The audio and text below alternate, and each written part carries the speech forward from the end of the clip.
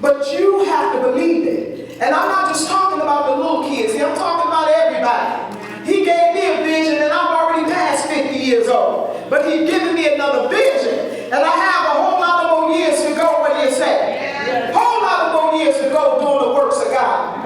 Doesn't matter what your age is. If God calls you to do something, you just accept the calling and do it. He calls on Sarah to give birth at almost 90 years old.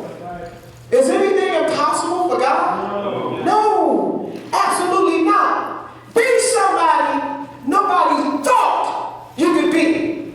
This is my Black History 101, 103. You know, we have Black History 101. We have Black History 102. So now I'm rolling it up to the present day, to Black History 103. And I want to talk about a great African-American man by the name of Barack Obama. Anybody know who I'm talking about? Raise your hand if you know Barack Obama. Hallelujah. I heard somebody say the greatest president we ever had. That's all right. That's all right. That's how you feel. That's how a whole lot of people feel. So that's all right. That's all right. My Lord, Barack Obama. Somebody told him that he couldn't be the first African-American president. God had given him something, and God had put something in his heart. See, God will place it in your heart. And I don't care who it is. It could be husband, wife, son, daughter, whoever. If God gives you a vision, you hold on to it. You don't let nobody stop you from what God has given you to do.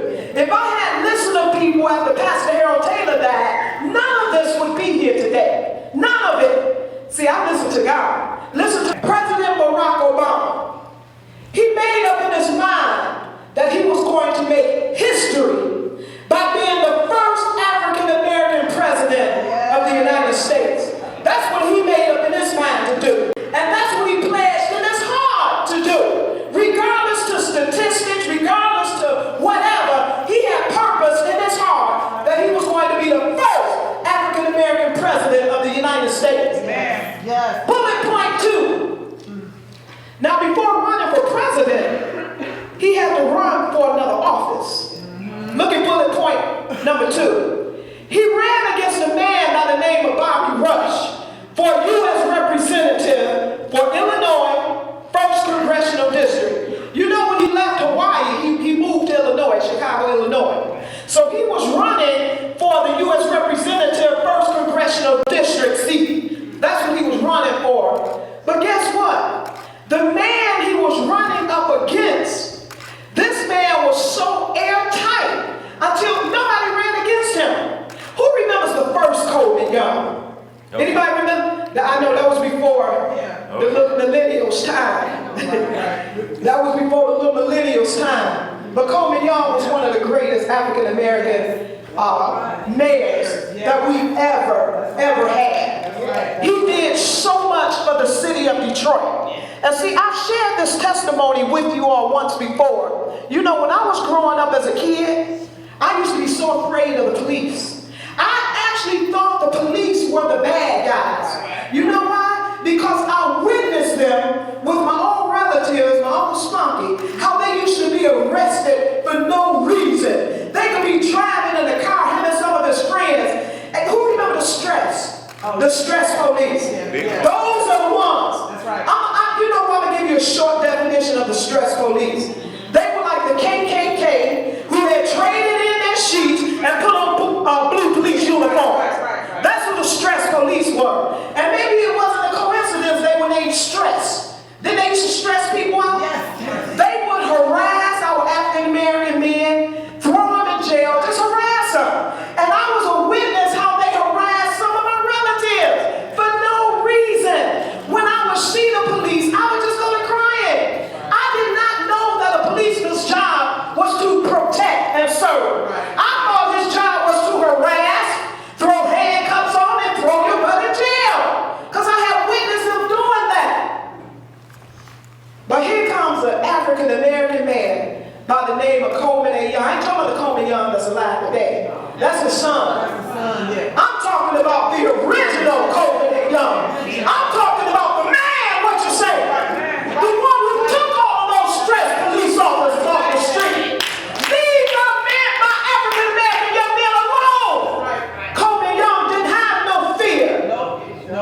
He did whatever it took. He took care of Detroiters. Who could run up against a man like that? Who could run up against a man like that? Well, see, Bobby Rush was like that. Nobody dared run against Bobby Rush. Bobby Rush was an awesome man. He walked with Dr. Martin Luther King. He was a civil rights activist. He was also one of the founders of Catholic Union in Illinois. So this man, he was just awesome. He was dynamic. Look at bullet point 3. Nobody ran against Bobby Rush and won because his position was airtight. He was like Coleman Young. Did nobody run up against Coleman Young? See, Coleman Young became ill and resigned. He gave up being mayor. Nobody ever beat him. He gave, what you say? You know the story, Renee. Nobody ever beat the great. I'm talking about the Coleman A. Young. I'm going to tell you a little something about Bobby Rush. I ain't talking about the, what is the singer named Bobby Rush? Yeah. I'm talking about the Bobby Rush. Bobby Lee Rush. He was born November 23rd, 1946. He's an American politician. Now this Black History 103. So I'm telling you about some more up-to-date African-American leaders. He's still alive. He's an American politician. He was an activist, a pastor, and the U.S. representative for Illinois' 1st Congressional District, serving in Congress for more than 2 decades. Now, you know a decade is 10 years, right? So that means he served over 20 years, just like the original Coleman A. Young. These were great men. And you know all the great works that the Black Panthers did. They had to sometimes protect us. So let me get back to Barack Obama. Y'all know I love teaching, right? Yeah. Let's go back to Barack Obama. This is the man that Barack Obama had to run against. Now I'm going to tell you, the first time he ran against Bobby Rush beat him by a landslide. Bobby Rush got 82% of the votes. And Paul Barack only got 18%. Yeah, but guess what? He didn't give up. Do you give up at the first sign of failure? No. See, when you fall down, sometimes God is waiting to see if you're going to get up. And when you get up, what you going to do? That's what you do, do you? You brush yourself off. Get up and try it again. You don't give up. You know, I was talking to one of my sons Friday, as a matter of fact, and he was saying, Mom, you do so much. He said, I really appreciate how you've been able to keep all this stuff together since Daddy passed away. I said, son, it has not been easy. I say, I've been knocked down. I've had to cry tears sometimes. I've had to do all of that. But I told him every time I got knocked down, I did not give up. I kept on keeping on. And what happened, it made me a little bit what? Stronger. See, don't give up because you get knocked down. See, sometimes God is trying to see what you're made of. Are you made of pure leather or are you pleather? You know, they're making a lot of pleather stuff nowadays. You know what pleather is? Imitation. Fake. It's fake. No, you don't know what it is. It's fake leather. I said, well, son, I appreciate that compliment, but I had to tell him, you know, a winner never quits. That's right. I don't care how many times you fall down. If you got winning in your heart, you ain't gonna never quit. You don't give up. You get up, dust yourself off, and you keep on keeping on. And every time I've been knocked down and got up, God just established me a little bit more. He made me stronger. And so what I ended up doing, I thanked him for that fall. Because see, sometimes you have to take a fall in order to get up stronger, what do you say? Amen. So Barack Obama took a huge fall. And no doubt some of his friends tried to talk him out of it. And no doubt, maybe from time to time he had a little doubt. But guess what? He got up and kept on going. He didn't give up. The next election rolled around, guess what? Barack Obama was in the race again. He ran against Bobby Rush again. Ran against him again. You know why? Because he had a heart. What kind of heart do you have?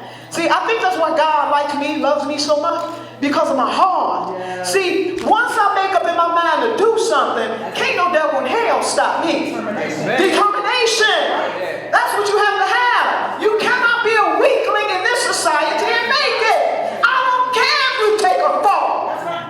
The harder you fall, the stronger you get up and try it again. Amen. And you keep on trying it until you get it right. Every successful person that I've ever read about, every inventor I ever read about, do you know they failed? And they failed, and they failed again. Do you know how many times the Wright brothers tried it before they got it right? They tried 999 times before they got it right. But look now, they're both gone, been gone. But their legacy still continues. The airplanes are still flying. What you say? And even bigger and better airplanes are flying now. What if they had given up on 998? Oh shoot, I done tried 998 times. I can't do this. No, if God gives you a vision, I don't care how many times you fail. You get up, dust yourself off and do it again. You keep on doing it till you get it right. Because a winner never what? Quits. I ain't gonna quit at nothing God purposes me to do. I ain't gonna quit. Because I know about seed time and harvest. That's right. When you plant those seeds, they don't grow immediately. No. Even in the natural sense. Even if you plant a flower, you put that seed in, that plant ain't gonna sprout right up. Did you know the longer it takes the seed to grow, the stronger that tree is? Say that. Say that, Mom. I want you to remember that. So if you fail at something, you ask yourself, am I a winner? Or am I a quitter? I'm a winner. Devin just say here, winner. See, I'm a winner, mama. I'm a winner. Well, then you keep on trying. Barack didn't give up, even though he lost by a landslide. The next time around, he tried it again. See, God looks at the heart. He said, this man is truly determined. He got embarrassed. After that first race, his name was thrown in the mud after that first race because he lost so bad. But he kept going. The next election, guess what? He ran again. He did. He ran again. Bobby Rush had to get out of the race. And guess who was the only one left in the race? Barack Obama. So after Bobby Rush got out of the election, of course, Barack Obama won. He won the race and became the U.S. representative for Illinois' 1st Congressional District. And from there, it was just a matter of time.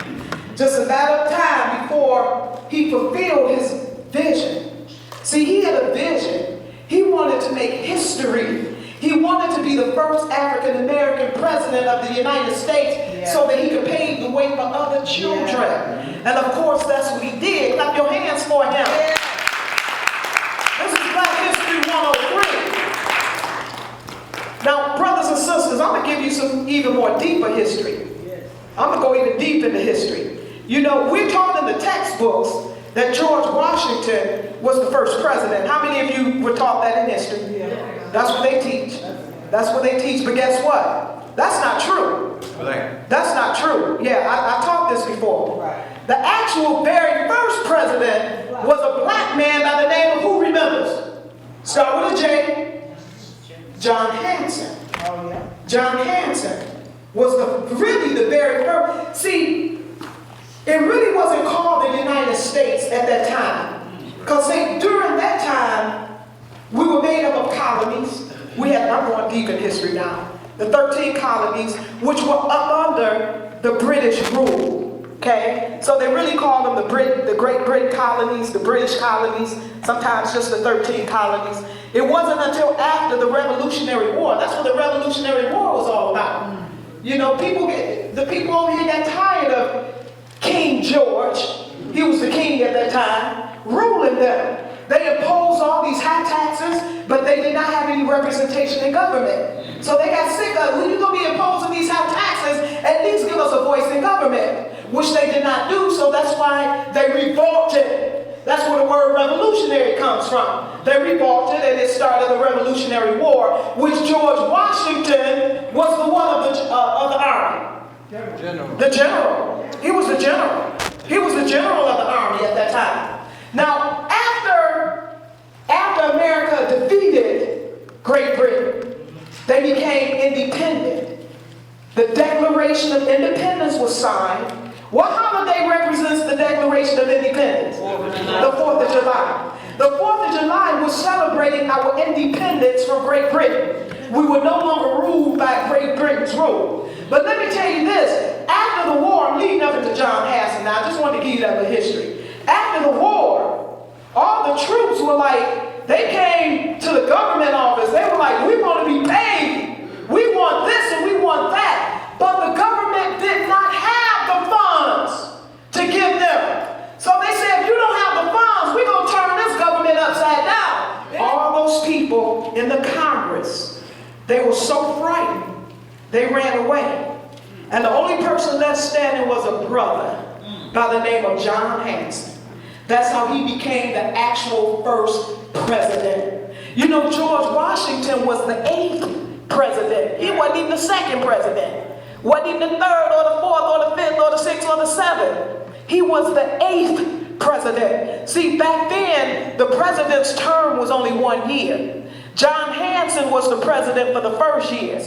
And he took on the role of president. He was the actual very first president of the United States. But because the United States was not totally formed yet and called the United States of America, we were still called the Continental Congress, then that means Barack Obama was the first African-American president of the United States of America. But for this land, the real first African-American president was who? Just told you. John Hanson. Y'all understand this? This is what John Hanson had to do. This is what he had to do to pay those troops. Somehow, he managed to send 800 pounds of sterling silver by his brother, Samuel Hanson, to George Washington. Now see, remember at this time, George Washington was still commander of the army. He wasn't the first president. I want y'all to remember that. See, sometimes you can't go by what these textbooks teach you. Because the textbooks teach whose story? His story. His story. Not ours. Hanson, as president, ordered all foreign troops off Americans. This man did a whole lot. You know, it was a whole lot of foreigners on our land here. A lot of Columbus and his folks, just from everywhere. Europe, all these folks were descendants of Columbus. Let's read this. Hanson, as president, ordered all foreign troops off American soil, as well as the removal of all the foreign flags. We had all these foreign flags up in our country. He did away with all of that. It took a man with heart to do what George Hanson did. And you know, don't nobody have heart like us. Y'all do know that, right? That's right. Once we get involved with something, you ever notice we always be the best at it? That's right. That's why they keep trying to keep us out of it. Trying to keep us down. Because they know once a brother or sister get involved, oh, it's curtains there. That's it. That's it. We going all the way to the top. All the way to the top. This was quite the feat, considering the fact that so many European countries had a stake. All these European countries had a stake in the United States since the days following Columbus. Hanson, look at what some of the things he did. Hanson is the one who established the Great Seal of the United States, which all presidents have since been required to use on official documents. You know that stamper? That seal. That seal? Do you know that was created by this African-American man by the name of John Hanson? Who was truly the very first president of the United States of America. All right, didn't I know that? Yes. No, wow. I told you I'm giving you some more history today. This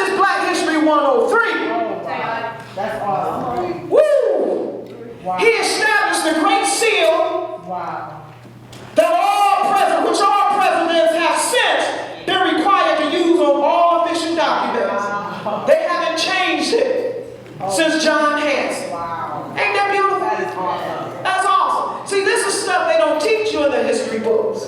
They don't teach this. President Hanson also established the first Treasury Department, Oh, wow. the first Secretary of War, and the first Foreign Affairs Department, which they still use to this day. See how this man set the tone Yes. for all other presidents. Wow. Lastly, and I bet y'all didn't know this, he declared the fourth Thursday of every November was to be Thanksgiving. To this very day, we still celebrate Thanksgiving. Isn't that beautiful? This was John Hanson's work. The work of a black man. Isn't that beautiful? Beautiful. That is. Who would have thought he'd have been able to do that? Oh, wow. Who would have thought? That is awesome. But he did. And it's still true to this day. Thank you, John. So just to reiterate, brothers and sisters, do something that nobody else thinks you can do. My goodness. Because if you have God in your heart, Man. if you have the Most High God with you, it ain't nothing you can't do. Determination. Nothing at all. Nothing. Nobody stop me. Can't nobody stop you. You know, brothers and sisters, when I was thinking about this sermon, God put on my heart to share something with you. And I don't like to talk about myself, but I'm doing what God said to do. I played a math game when I was in middle school called Academic Games. Equations. Yeah. Equations on sets, Lisa remember. Until this little black group of kids came along, that industry was dominated by Caucasian males, not even females. Caucasian males, they dominated citywide, statewide, and nationwide. But I remember one year, my team went to Edenton, Georgia. First year we went, God was with us. We were in competition with Caucasian males all around the whole country. The whole country. My team was a little nervous because we were African Americans in this predominantly Caucasian tournament. Doing math. Math. We weren't playing basketball. We were doing math. But let me tell you what happened. We shook up the whole industry. We shook up the whole industry. Not only did our team, which was a 5-person team, not only did we win the national, but your pastor, Come on now. I broke 2 records. I was the first African American and the first female to ever win the individual, not just the team. Our team had won, but I won the individual. I beat out all of those Caucasian men. I was the first African American, period, and the first female, black, white, green, or yellow to ever win the national championship. God was with me. I sent the postcard home, and I showed y'all this postcard once. I thought I had sent it home. You weren't here today. I thought I had sent it home. I wrote out a postcard, let my grandmother, my family know that we had won.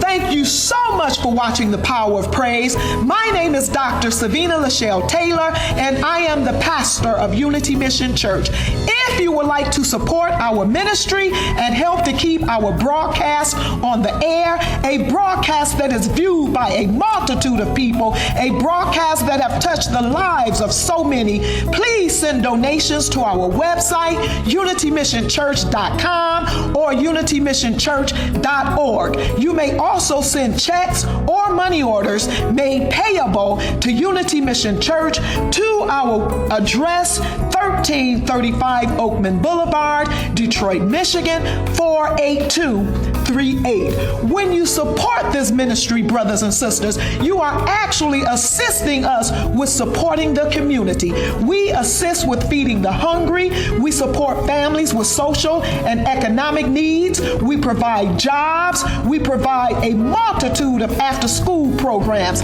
Our theme is unity in the community. You may send your donations to our website, unitymissionchurch.com or unitymissionchurch.org, or you may send your checks or money orders payable to Unity Mission Church to 1335 Oakman Boulevard, Detroit, Michigan, 48238. We also cordially invite each and every one of you to our Sunday morning service, which begins at 11 a.m.